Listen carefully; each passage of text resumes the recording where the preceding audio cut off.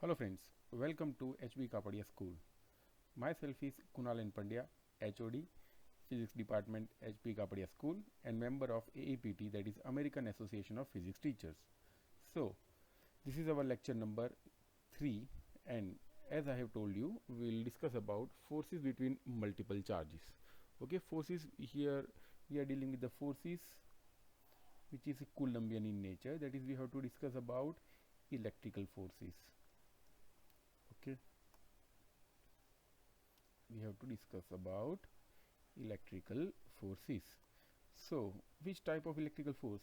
We can say that the force is generally Coulombian in nature, and the equation of that force is F is equal to K Q1 Q2 by R square. So this is the equation of Coulombian force, that is electric force in scalar form. Also we have discussed the same equation in vector form also. So let us see that also. The equation in vector form is F is equal to K Q1 Q2 by R square into unit vector R caret. If it is from 2 to 1, we have to write 2 to 1. Okay, so we have discussed this thing in our previous lecture. If you have not gone through that lecture, please, I will suggest you go through that lecture, finish the homework. Also, those who have gone through that lecture but if you have not finished your homework, then I will suggest first of all finish your homework, then only proceed with this lecture, because without doing any homework you will not be able to understand this topic better. Okay, so this is the equation, that is F21 is equal to K Q1 Q2 by R square into R21 caret. So this is the equation of force between two charges in vector form. So if there are two charges, let the charge is suppose Q1, another charge is Q2, the distance between them is suppose R. Position vector of Q1 with respect to origin, let this be the x-axis, let this be the y-axis. Position vector of Q1 with respect to origin, if it is vector R1, position vector of Q2 with respect to origin is suppose vector R2. So in that case, the force acting between these two charges will be F21 is equal to K Q1 Q2 by R square into R21 caret. So this was a brief we can say theory which I have taught you in the last lecture. So here what we have to discuss, that is about the forces between multiple charges.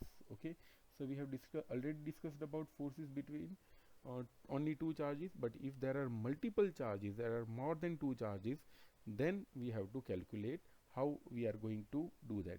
So before starting this lecture, I will teach you some 11th standard concept. Imagine a person standing at this point. Okay, the person, if someone is pulling that person in this direction, or the person is pulling him in this direction,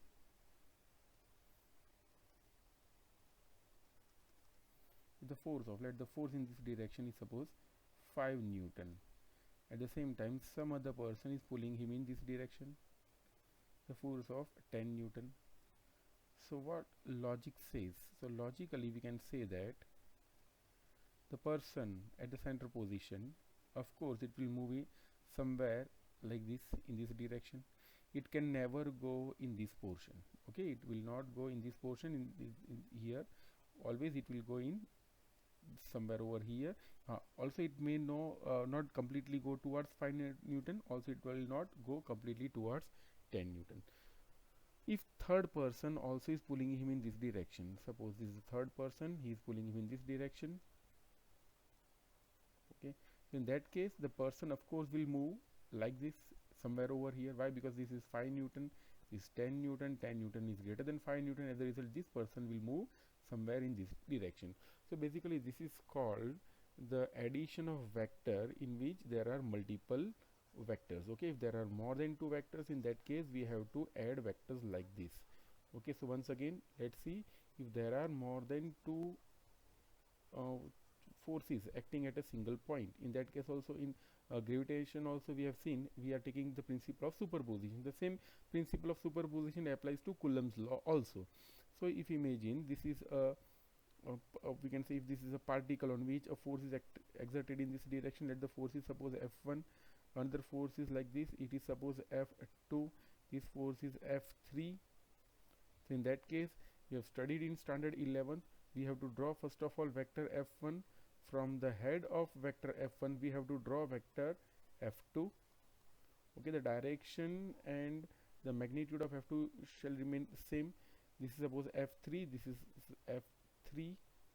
Then joining the tail of first vector to the head of last vector gives the resultant vector. So this is how we are calculating resultant vector according to 11th standard concept, and this is the theoretical the graphical method. Okay, this is the graphical method to calculate the resultant vector. Okay, we can add vectors in this way. So in 11th standard also we have studied that if there are three masses, this mass is suppose m1, another mass is suppose m2, third mass is suppose m3. Let this be the x-axis and let this be the y-axis. If the position vector of mass m1 with respect to origin is vector r1, position vector of m2 with respect to origin is vector r2, position vector of m3 with respect to origin is suppose vector r3. Then if we want to calculate force on m2, okay, if we want to calculate force on m2, then in 11th standard we know we have calculated in this way. Force acting on 2 will be force acting on 2 due to 1 plus force acting on 2 due to 3. So this was the basic principle of superposition we have studied in case of gravitation, and the same law will apply for Coulomb law also. Okay, in case of Coulomb's law, in case of electricity, the same law will continue. So if this is F2, we can write F2 is equal to F21 plus F23. So in case of gravitation, we have written the equation like this: F2 is equal to,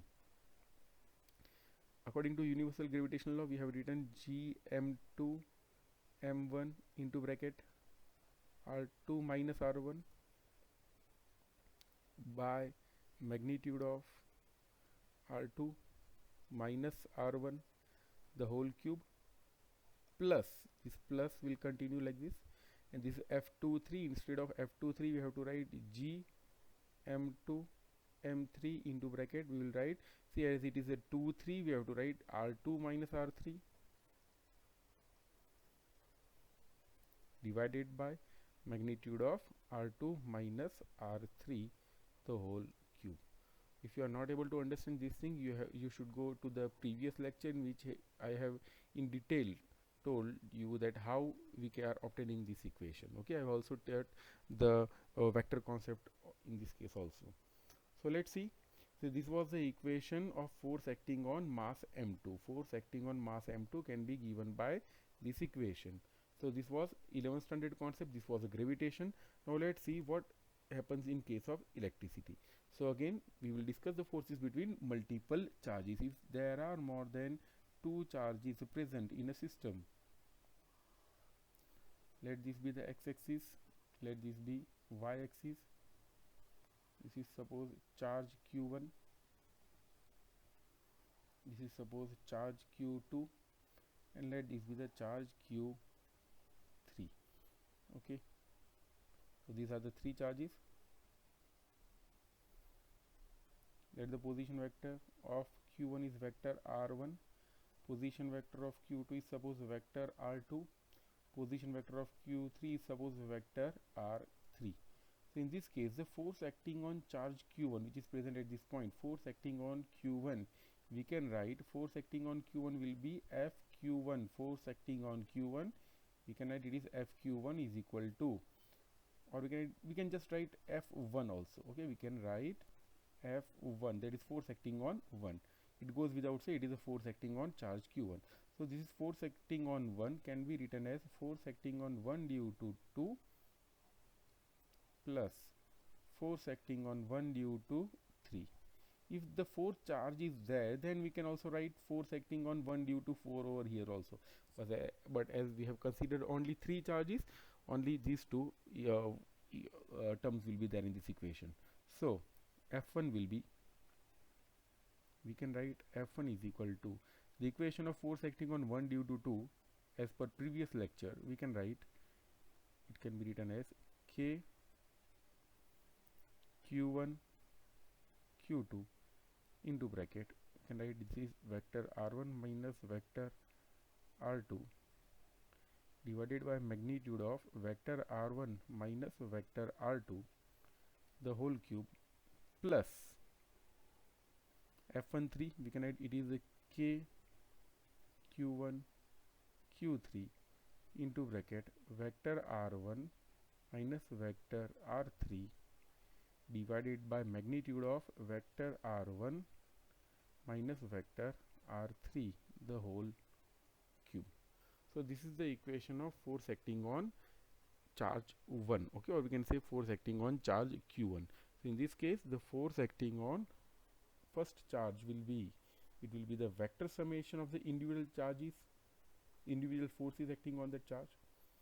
See here, the first term suggests this term, the first term of the equation on RHS suggests that this is the individual force acting on, this is the force acting on Q1 due to Q2, and this is what, this is the force acting on Q1 due to Q3. So this is what we can say, this is the force Q1, this is what, this is the force acting on Q1, we can say this is a force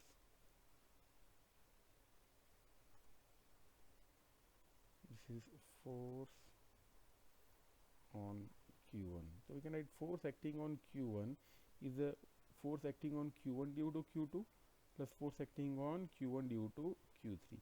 So from this we can say principle of superposition suggests that the force acting on charge Q1, total force acting on charge Q1 will be the vector summation of the individual forces acting on charge Q1. See, individual forces acting on charge Q1 is due to Q2 and it is due to Q3. If Q4, Q5, Q6 are present, then we can have to add those equations also.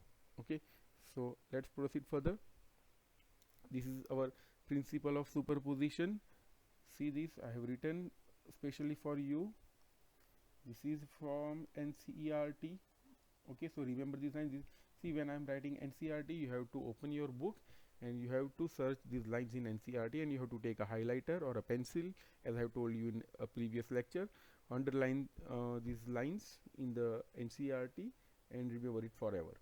And these are the most important because this is the principle of superposition. It is the most important here in chapter 1 also. So this is according to principle of superposition, force on any charge we have taken charge Q1. I will suggest that you should write this slide. Okay, pause this slide and write down these equations in your notebook, and while reading these lines you have to see, or you have to sync these lines with the things you have written. So force on any charge Q1, okay, force acting on any charge Q1 due to number of other charges. See, we have taken the other charges to be Q2 and Q3 in our example. Okay, so force acting on charge, that is charge Q1, due to the number of other charges, that is Q2 and Q3, is the vector summation, or we can say vector sum of all the other forces on that charge. We cannot add just simply in any other scalar form. We have to add it in vector form. We have to take the direction also along with the magnitude.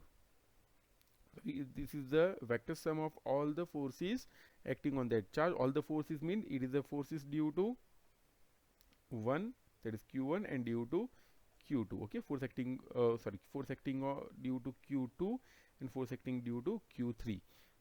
So on that charge due to the other charges, here other charges are Q2 and Q3, taken one at time. We are not supposed to take first of all charge Q2 and after some time we can take charge Q3.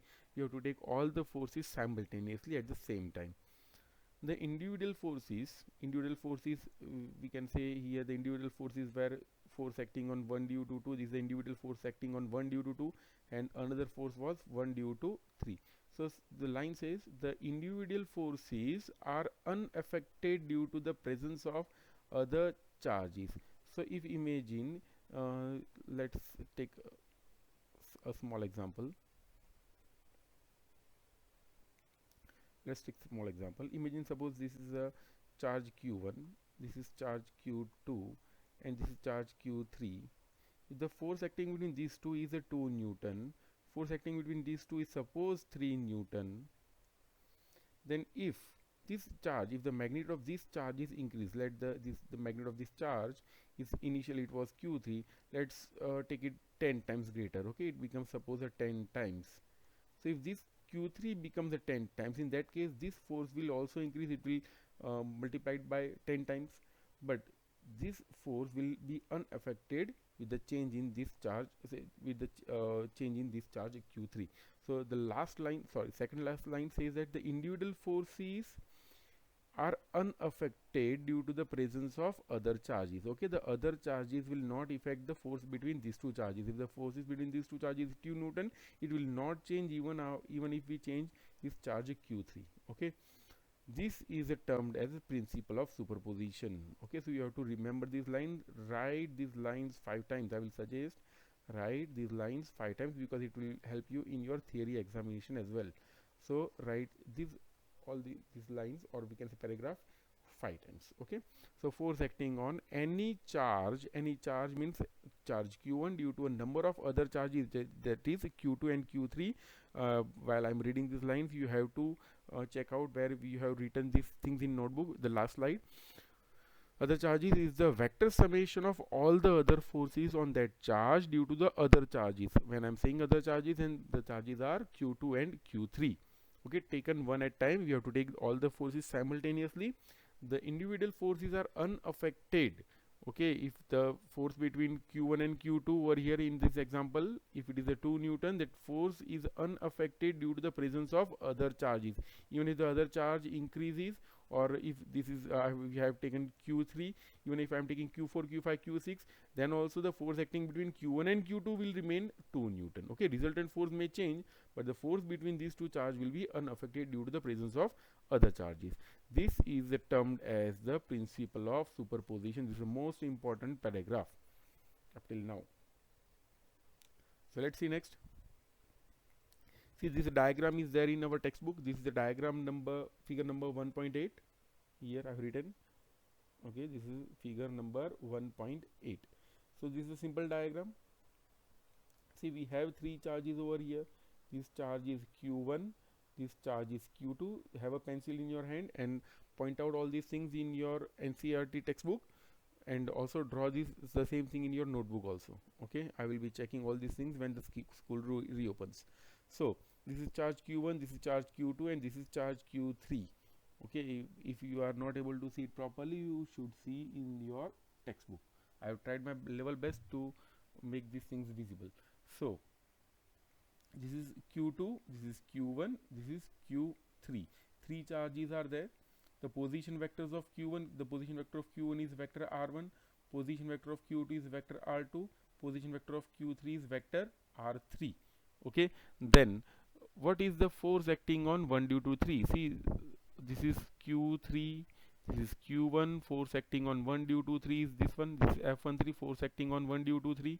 This is what, see, f12, this is force acting on 1 due to 2, so force acting on 1 due to 2 is in this direction, force acting on 1 due to 3 is in this direction. If the 2 forces are there, only 2 forces are there, so in that case we have to take law of parallelogram. So according to law of parallelogram, 2 forces are there, we have to complete a parallelogram, and this will give the diagonal will give the resultant force. So in this case the resultant force is force F1. Okay, don't spoil the textbook, better draw this thing in your notebook and point out all these things. So this is the force F1 which is acting on charge Q1. So this is the resultant force. Okay, this is the resultant force. How are we calculating this resultant force? See, in order to calculate resultant force, how we got the value of F1? So value of F1 can only be obtained if we know the value of force acting on 1 due to 3 and force acting on 1 due to 2. What is force acting on 1 due to 3? Is a individual force acting on 1 due to 3. And what is F12? F12 is a individual force acting on 1 due to 2. So with the help of these two forces only we can calculate the resultant force. So in order to calculate the resultant force, we have to take the vector addition of the forces. So here another good example is given. See this, I like this example because in this case there are very large number of charges, so things becomes very clear. See this diagram. If possible, have a scale pencil and a geometry box with you, and draw this charges like this, and try to make this all these parallelograms. I will teach you how to make this parallelogram. See, this is charge Q1. Point it out. This is charge Q1. See in your NCERT textbook. This is charge Q1. This is charge Q2. This is Q3. Okay, they have given some random position of charges. So this is Q1, this is Q2, Q3, Q4, and this is Q5. Now what principle of superposition says? We have to take the individual forces and we have to add all those forces. So in this case, let me replicate this diagram over here. This is charge Q1, charge Q1, this is charge Q3. See, this is charge Q3. So if this is Q1 and Q3, what is the force acting on Q1 due to Q3? So yes, if this is Q1, this is Q3, if both are positive charges, we are considering all these things are positive. In this case also we have considered all the charges to be positive. Okay, so this is Q3, this is Q1. The force acting on Q1 due to Q3 will be in this direction. This is force acting on 1 due to 3. Okay, so here it is given, it is a force acting on 3 due to 1. Okay, see here also this is force acting on 2 due to 1. This is charge Q2, this is charge Q1. Okay, so in this case the force will be having this direction. So this is F21, this is F31. Okay, due to Q5, this is F51, this is F51. Similarly, this is F41. So there are 4 forces in this case. So if we find out the resultant of all these forces, okay, we will be getting force F1. So how we will get this resultant? See, this is F21, this is F31. The resultant of F21 and F31 can be taken with the help of law of parallelogram. So first of all, apply law of parallelogram between F21 and F31. Okay, later on apply the same law for F41 and resultant of F21 and F31, and later on similarly apply the same law for the resultant of F41, F21 and F31 with F51. So if we, in short, if we take all the resultant forces in this case, we'll be getting force F1. Okay, so if there are multiple charges, in that case we have to take individual forces. Okay, so here is the equation of the previous example. See, we have charges Q1, Q2 and Q3. See the first diagram. Okay, the equation of this diagram is given in next slide. See, force acting on 1 is what? Force acting on 1 due to 2 plus force acting on 1 due to 3.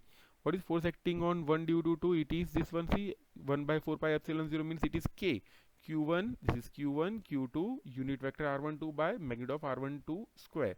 Similarly, again this is K. Okay, this is Q1, Q3. Why? Because we have to take the force acting between 1 and 3. So we will take Q1 and Q3. So Q1, Q3 divided by R13 into the unit vector R13.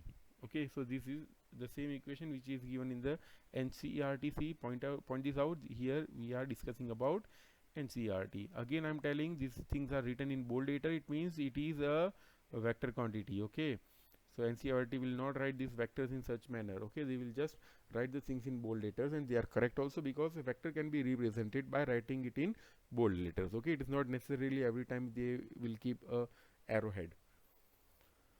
So again, if see if only two charges are there, in that case we have to follow this equation. Okay, this equation is only for two charges, but if there are more than two charges, there are n number of charges, so in that case we have to follow this equation.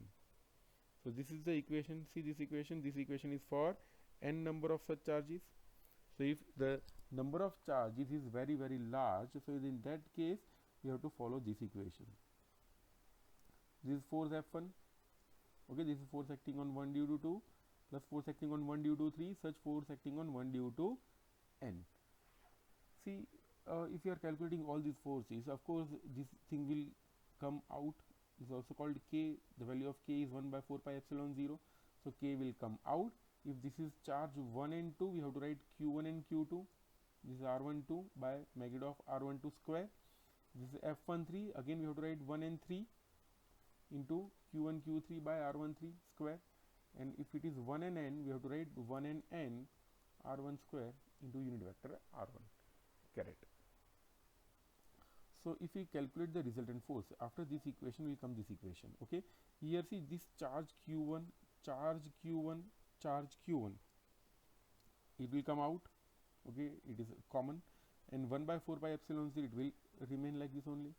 So the force F1 will be Q1 by 4 pi epsilon 0. If we take the summation of all these three terms, okay, the three terms, let me point it out with different color.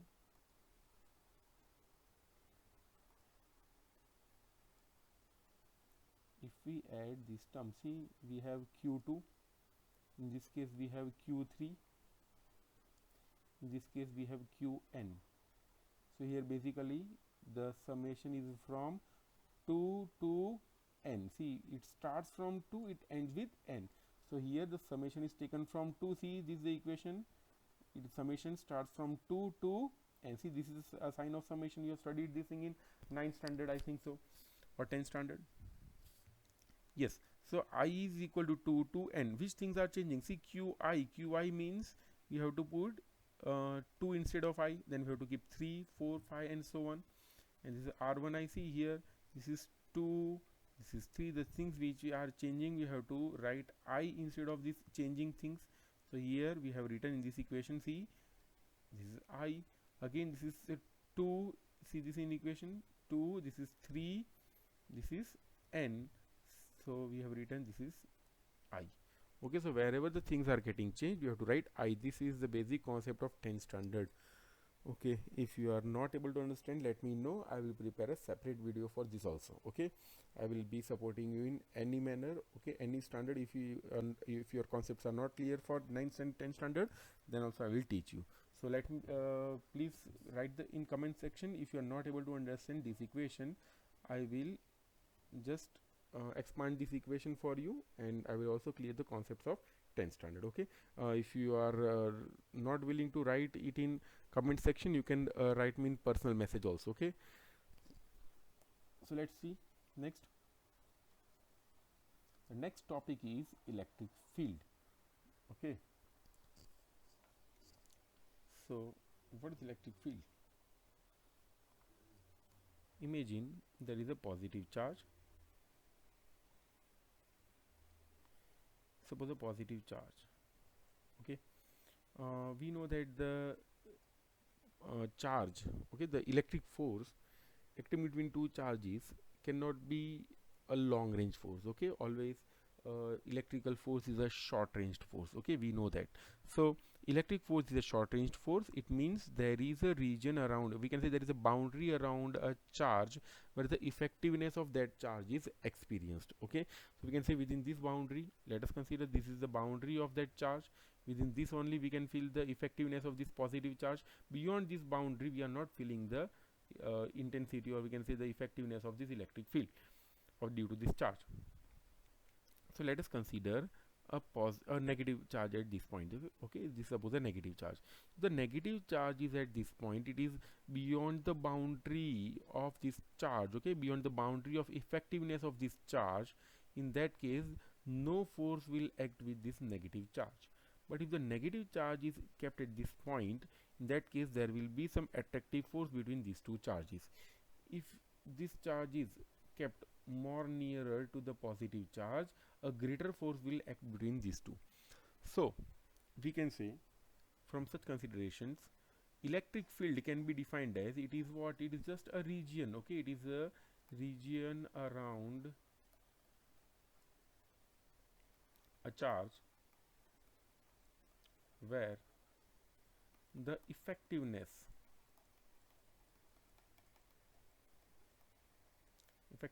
of charge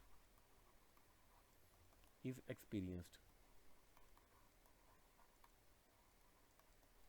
So it's just a region around the charge where the effectiveness is experienced. Now let's see in this case, the force acting on this negative charge was in this direction.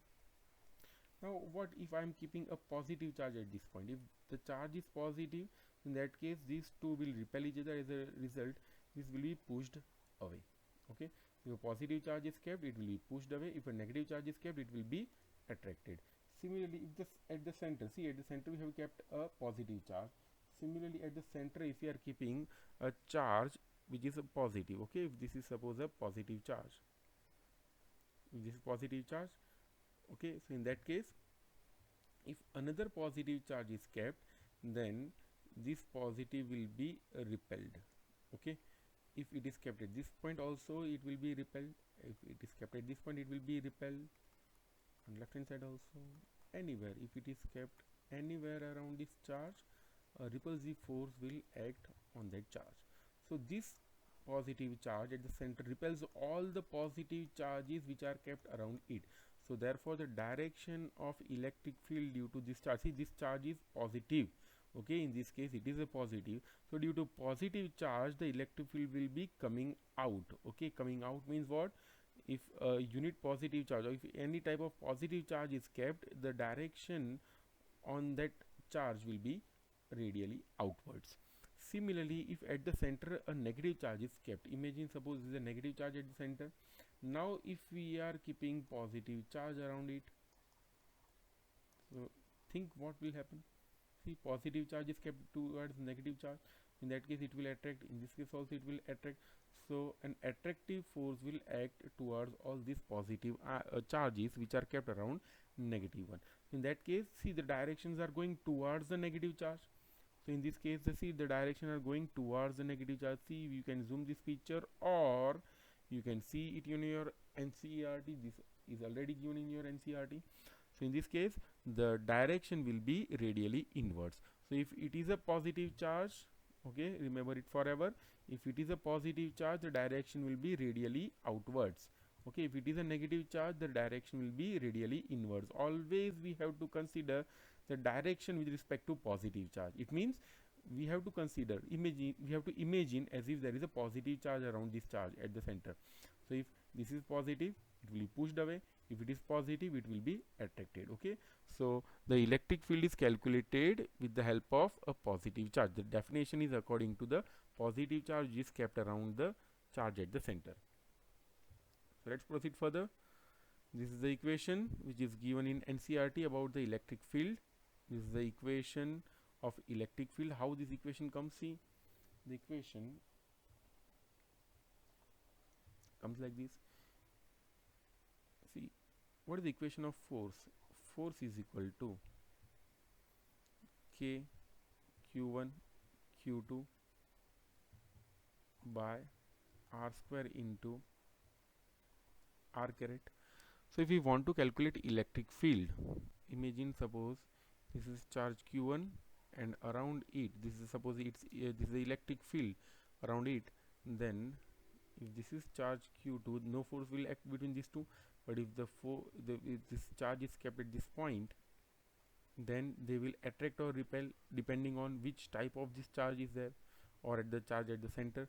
So in that case, the charge which is kept to check the effectiveness is called the test charge. This is called test charge. Let's see again. This is the charge at center. In order to check the effectiveness of this charge, we are keeping another charge. Okay, so if we are keeping another charge, we are taking the observation of the force acting on this charge, and on the basis of that we are calculating the electric field. So if the force acting on this charge q2, okay, if it is this much, okay, if it is F, so with the help of this force we can find out how much the intensity of the electric field is there. So what is electric field? The electric field is just a region around the charge, but what is electric field intensity? The electric field intensity is defined as, listen carefully, electric field intensity is defined as E is equal to force acting per unit test charge, okay, unit positive charge which is kept, okay. So the equation will become, see, if q2 goes down like this on the denominator of left hand side, then the equation will be k q1 by r square into r caret. So this is the equation of electric field, okay. We will be discussing this thing in detail in our next lecture, okay. I will discuss the vector form of electric field in detail. So this was just for the definition. So this equation is given in our textbook. See, this is electric field. Electric field is given. See the previous slide. In this case, we have derived the equation E is equal to k q1 by r square. So in this case, see, this is k. K means 1 by 4 pi epsilon 0 k q by r square into r caret. This is one and the same equation. So here they have considered that if this is a plus q charge at the center, and if we want to calculate electric field somewhere over here, let the test charge is suppose a small q, then the force acting between these two will be, F is equal to k q q by r square. Now tell me which is a test charge, okay. So I just told you this was already kept, but in order to check its effectiveness we have kept another charge. The another charge which we have kept is called test charge. This is the test charge. So that's why we have to divide this force with the test charge. So the equation will become F by Q is equal to KQ by R square. This is called electric field. So if we modify this equation, the magnitude of electric field, if we modify this equation, we can say, see, K becomes 1 by 4 pi epsilon 0, Q will remain same, okay, and R square will also remain same, okay, and R caret indicates the unit vector, okay. Unit vector is kept if we want to write it in vector form. So again, this is the equation of force. The equations are also given in our textbook. F is equal to KQ by R square. Again, this is suppose charge Q at the center. This is a region around it. If this is charge small q kept somewhere over here, the distance between these two is suppose R. Force acting between these two will be this much. F is equal to K. K, we see they are writing 1 by 4 pi epsilon 0. So you have to remember both way. K is easier to remember. So this is our K. QQ by R square. This R caret indicates the unit vector because left hand side there is a vector quantity written in bold letter. So we have to keep a unit vector. So electric field is given by equation electric field E is equal to, in this case it will be F by Q. Why we are writing small q not capital Q? Because small q is the test charge. So from this equation we can say that force, equation of force will become, see, if Q goes here, then we can add F is equal to Q into E. Okay, here R, it's not in multiplication, it indicates force acting at a distance R. Okay, here the R in the bracket suggests the position. Okay, it is not multiplied with electric field. So students, let's see the definition. The electric field due to a charge q at any point, okay, thus the electric field due to a charge q at any point in space may be defined as the force that a unit positive charge would experience if placed at that point. So this is suppose charge q, it is already kept.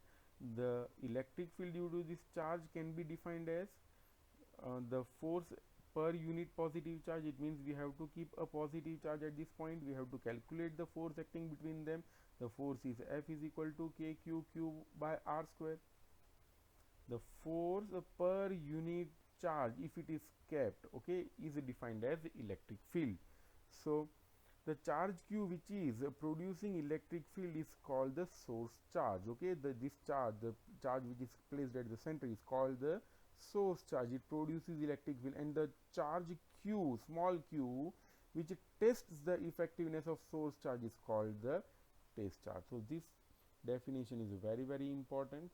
Okay, you have to write this 5 times. Okay, I think I have given you the homework. I have given you the principle of superposition. You have to write it 5 times, and the definition of electric field also you have to write 5 times. So this is your homework. This is you have to write principle of superposition. You have to write 5 times. Okay, this also you have to write 5 times. Okay, see, now in this such tough times I will not be able to check your homework, but do this homework very honestly. It will help you out. Okay, so in next lecture we discuss about electric field due to a system of charges. Also I will discuss the electric field in vector form in detail. Okay, if you have any doubt, please tell me, because without any doubt you will not be able to understand physics better. So in next lecture we start with electric field due to a system of charges. Okay, so this video was brought to you by HB Kapadia School. Thank you very much.